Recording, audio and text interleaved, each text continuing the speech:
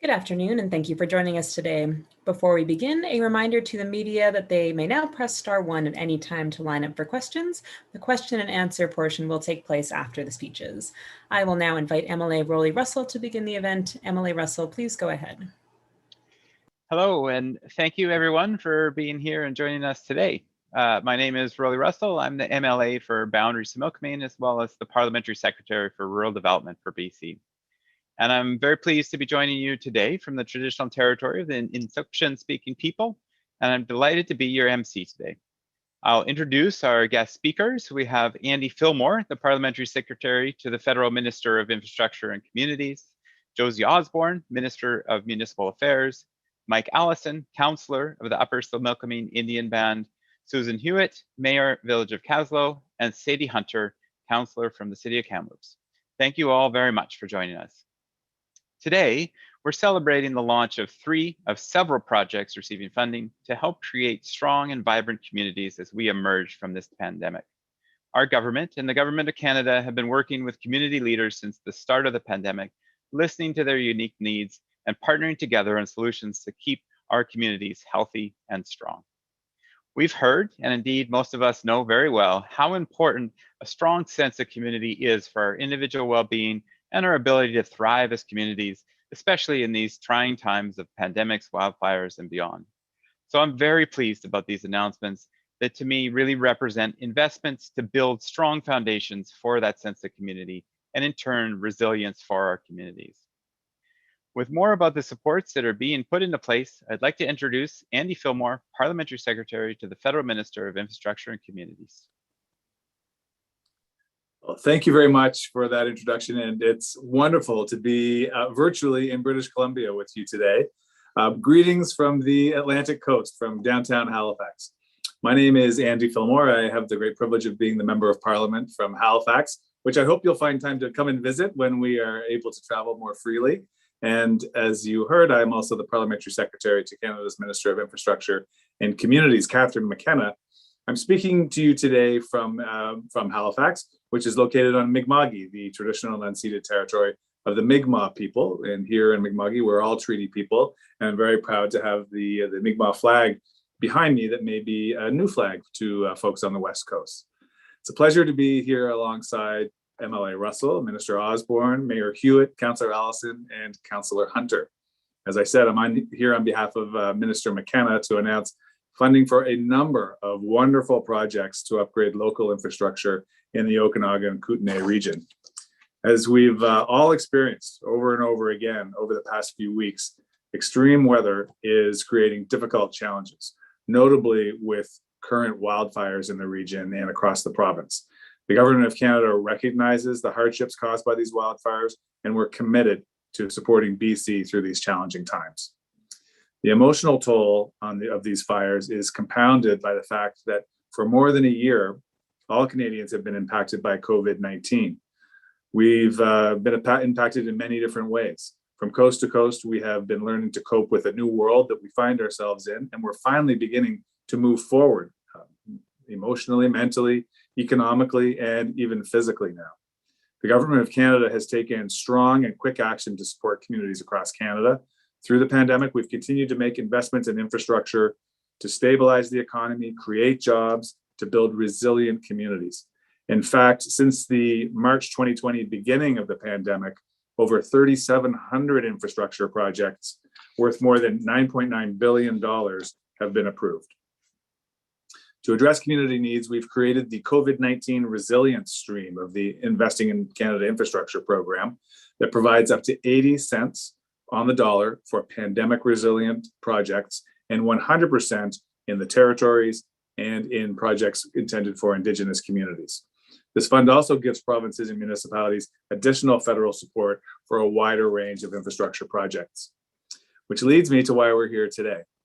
I'm pleased to announce federal funding of over $20.8 million for 27 infrastructure projects in the Okanagan Kootenay region. And I must say, I was going through the list of projects. They are remarkable. They are going to be transformative for a number of communities. These projects respond to a growing demand for recreation and the use of outdoor spaces. that will help to protect the environment, but also upgrade community infrastructure to meet operational needs and extend their service life. I'm pleased to say that approximately half of these projects promote active transportation and outdoor activities. By extending cycling and walking paths to community infrastructure, residents will have access to viable alternative options to move around, commute, and stay active. And I must say, as the guy who is responsible for creating and delivering Canada's first national active transportation strategy, each of these projects warms my heart. Now, these investments also align with our common objective to reduce carbon emissions and achieve our goal of reaching net zero by 2050. And every step forward matters. And these are the kind of projects that allow every Canadian to take part in that reduction and that march toward net zero. We're joined today by representatives from the Upper Similkameen Indian Band, the City of Kamloops, and the District of Kaslo, whom we've already been introduced to, so that we can learn more about the benefits of their own unique projects. We've seen this past year how important it is to be part of a community. Community and municipal spaces are at the heart of where people want to live and raise their families. These are the places where families and friends can connect and support each other through thick and through thin. They are key to maintaining our physical, mental, and social health. With the vaccination program rolling quickly out across the country now, we can have a renewed sense of optimism. We can now focus on efforts to rebuild our economy, and in a way that addresses key community needs to ensure a stronger future for us all. We need to collectively look at ways we can build back to ensure we're building the Canada that we want, with good jobs, with a sustainable economy, with cleaner air, and more inclusive and livable communities where people want to live, work, and raise their families. Together with our British Columbia partners, we're improving the quality of community and recreational infrastructure, improving accessibility, supporting healthy and active lifestyles. Today's funding announcement is proof of what we can accomplish when we do it together. And speaking of collaborative effort, it's important for me to highlight again the heroic work of first responders, firefighters, emergency managers, and all others who dedicate their time to help protect British Columbians, whether battling wildfires or battling a global pandemic. Your work is sincerely appreciated. Thank you so much. Thank you for those comments, PS Fillmore. Really appreciate it. And it's now, as always, my pleasure to ask Josie Osborne, BC's Minister of Municipal Affairs, to speak about the province's support of the projects we're highlighting today. Wonderful. Thank you so much, MLA Russell, and thank you everyone for being here. Good afternoon. My name, as you heard, is Josie Osborne, and I am very proud to be BC's Minister of Municipal Affairs. I want to start by acknowledging that I'm reaching you from the territory of the Tloquit First Nations here in my home in Tofino. And it's a great pleasure to join you virtually this afternoon. My federal colleagues, provincial colleagues, representatives from local government and the Upper Similkameen Indian Band to celebrate some new infrastructure projects that will bring so many benefits for the people who live in the Okanagan and the Kootenays. Investment in infrastructure is an investment in people, and I'm so proud to be part of a government that's choosing to put people and communities first. We've learned an incredible amount of things during the pandemic, but one thing that has become so abundantly clear is that we need to really support communities in every way that we can to keep them strong and healthy and resilient. And that's why we're working with our federal partners, with local governments, with elected officials, Indigenous nations, and not-for-profits to invest in communities in ways that work for them. For the Okanagan and Kootenay regions, as we heard, this means today we're celebrating the support of 27 different projects that will improve the lives of the people who call these communities home. And today we are here to highlight 3 special projects that will make a meaningful difference for people. The Upper Similkameen Indian Band is receiving funding to support the restoration and revitalization of their community hall. And once the restoration is complete, the Tutuwea Community Hall will provide a central meeting and gathering place where people of all ages are able to come together safely, to connect with one another, and to share food and cultural activities. And arenas and recreational facilities also offer gathering spaces for people, and they're often the pulse of our communities. So today we're announcing funding for upgrades to the Caslow and District Arena, and that means people of all ages in the village of Caslow and the surrounding areas can enjoy the arena and create memories for many, many years to come.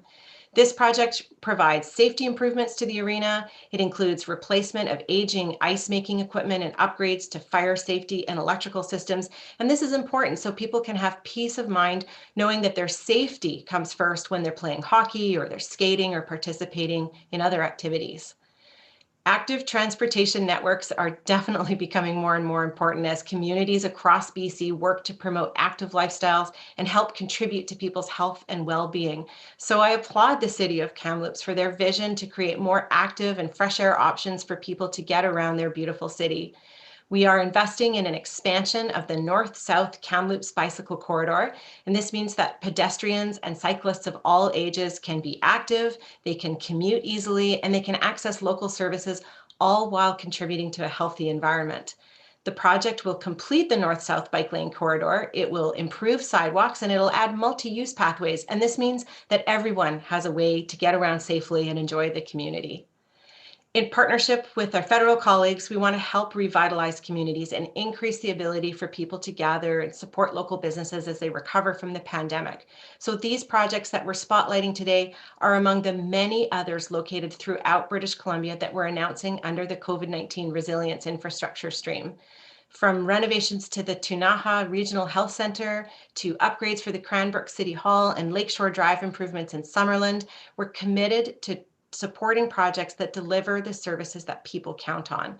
And these projects, they bring new jobs, they bring opportunities to BC's communities, they help build a strong and sustainable and innovative economy that works for everyone.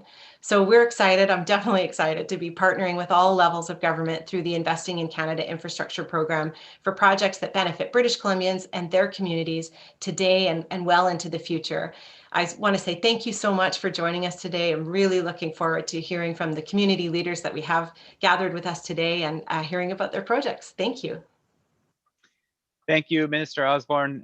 Exciting projects and exciting times ahead. Next, I'm very pleased to have the opportunity to introduce Mike Allison, counselor with the Upper Similkameen Indian Band, to ask him to speak about their particular project and the benefits they see coming forward from that to their community. So, on behalf of the Upper Similkameen Indian Band, we'd like to thank the CVRIS funding for the funding to restore the community hall. For years, we haven't had a place to gather or for activity place for our children. So this is going to be a game changer for our health to our community. It's just going to be enormous help to us. We're sure the community is very appreciative of it. It'll be certainly well used. That hall was built many, many years ago, and I remember using it as a child. And we had all our sports activities, all the community events all took place there until they condemned it about 20 years ago. So I'm very happy to see it up and running again.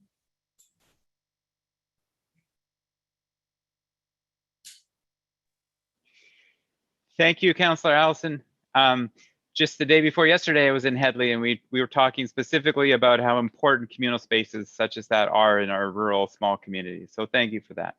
It's now my pleasure to introduce Her Worship Susan Hewitt, Mayor of the Village of Caslow, to speak about their project and what it means to their community. Thank you, MLA Russell. So I'm the mayor of the Village of Caslow in the Kootenays, and we are the oldest incorporated community in the Kootenays. I would like to start by respectfully recognizing the First Nations within whose unceded lands the Village of Caslow is situated, including the Ktunaxa, Sinixt, and Syilx people, and the Indigenous and Métis residents of our community. Caslow has a long history of participating in winter sports, including hockey, and our community has had teams of both male and female players for many years. In the early days, hockey was played on outside ice surfaces that changed, and that changed in 1975 with the construction of the Caslowan District Arena, which was largely due to the work of volunteers. Caslo has been run, the arena has been run by a volunteer board of directors ever since.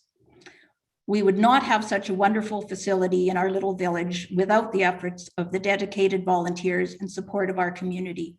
There have been many hours put into fundraising for various upgrades and improvements over the years, and the village of Caslo is proud of them. We have so many, we are happy to have so many that we can contribute to the major capital upgrade thanks to the CVRIS grant opportunity.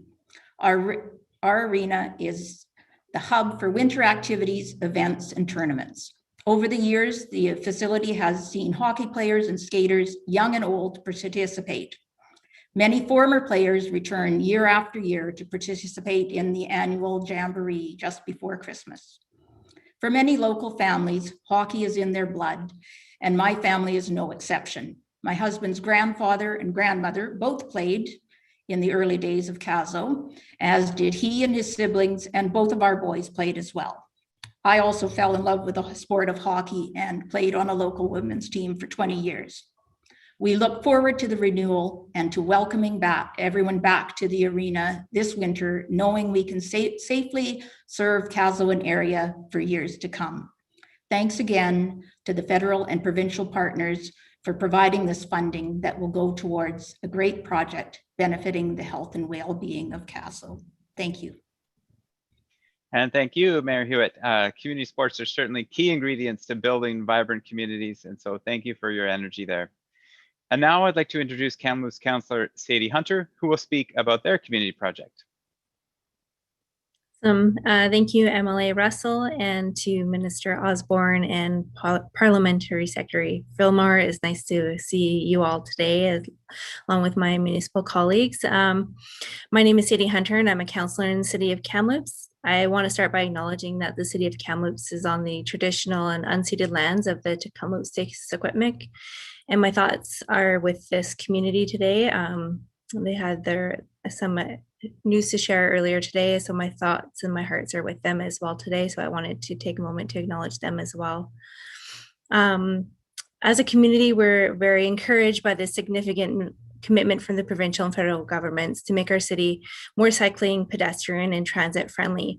If you've never been to Kamloops, it's very hilly, so having some connectivity and building this kind of infrastructure takes a lot of resources. So we're very, very excited to be receiving this $4 million to make it possible for us to fast track this active transportation project and our accessibility priorities in Kamloops by 3 to 4 years, and allow us to start getting started on these projects in the near future instead of waiting. COVID-19 has definitely, I think, reinforced the importance of being able to get outdoors and to move about our communities in a way that encourage activity and connectivity with each other and with our communities. And this will definitely go a long ways towards making that even easier and safer. So our residents will be able to travel and access transit between several key corridors in the City of Kamloops along the north-south bicycle corridor, which essentially connects our entire city on both sides of the river and expands bike networks in Kamloops and provides connected infrastructure to improve both safety and accessibility. And this project will be built to a AAA standard, meaning it will be built for all ages and abilities. So we invite you all to come and test it out when it's finished. And thank you again for your investment in communities. Active transportation options like that are another core, of course, element of healthy, safe, accessible, and vibrant communities of all sizes. So thank you, Councillor Hunter. In closing, I would like to thank everybody for taking the time to be here this morning.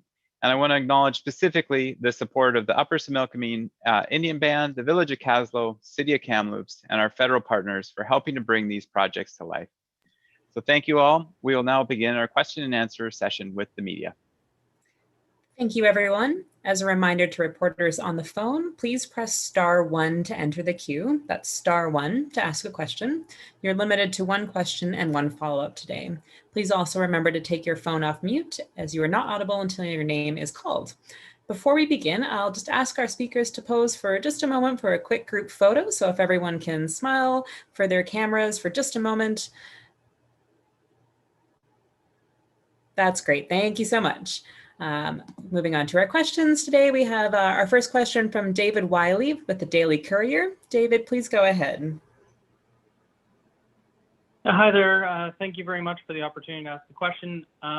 You touched on a lot of projects from the Kootenays and other places. I'm wondering if you could talk a little bit about some of the projects that are being funded in the Okanagan Valley, Kelowna and whatnot. Thanks very much for the question. Yes, this announcement incorporates 27 different projects throughout the Okanagan and the Kootenay area. There's a detailed backgrounder that's provided with this announcement and through the website that has lots of that information there. If you have any specific questions about that, we'd be happy to answer them, but they do touch on a number of different things that communities are really interested in. And of course, communities, they know first and foremost their top priorities. And so really proud to be able to support projects like we heard about today, from community halls to cycling paths, recreation centers, arenas, things that really are building healthy, connected communities and helping communities recover from the pandemic. Thanks for the question. David, do you have a follow-up question? Nope, I'll keep my eye out for the backgrounder. Thanks. Thank you. Our next question today comes from Andrea Demir with Spotlight. Andrea, please go ahead.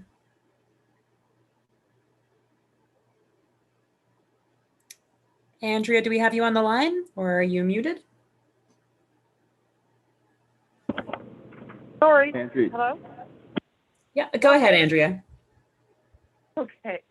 I'm interested in the Headley project. Just a clarifier, the grant is being made to the band, yes? I believe that's correct. I'm just going to look to Councillor Allison there. Do you have any comments about the project? Yes, it was awarded to the band. Great. Andrea, do you have a follow-up question? I do.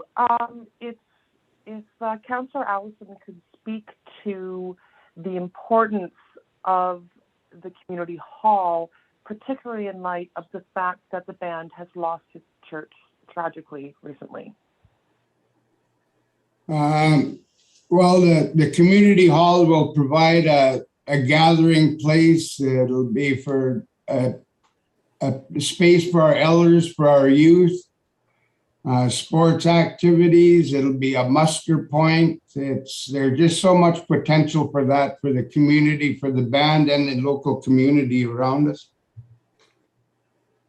It's been a very needed building in our small community. There is one community hall in the town, but it's so small that we can hardly host anything there. So a larger building like this being rebuilt is going to be a big game changer here for all the people in Headley. Our next question today comes from Colton Davis with Radio NL. Colton, please go ahead. Hi, thank you. I was a little late to the news conference, so this might have already been covered, and maybe Councillor Hunter would be able to answer. But $4 million for this north to south across the river bike path. You might have mentioned it, Sadie, but what's the timeline and what are the next steps now that the government has committed that, the provincial government has committed that money? Thanks, Colton. Nice to hear from you. I believe so. This project was part of the active transportation network upgrades already planned for the city of Kamloops. So what it will do is accelerate the project timeline by 3 to 4 years, meaning we can get started in the near future, possibly as soon as next year. So what that does is kind of bump everything else also along the way. So it will accelerate other projects because kind of bumps everything up in line. So overall, the next steps I would assume would be to kind of take a review of what that looks like and then kind of plan accordingly. Colton, do you have a follow-up?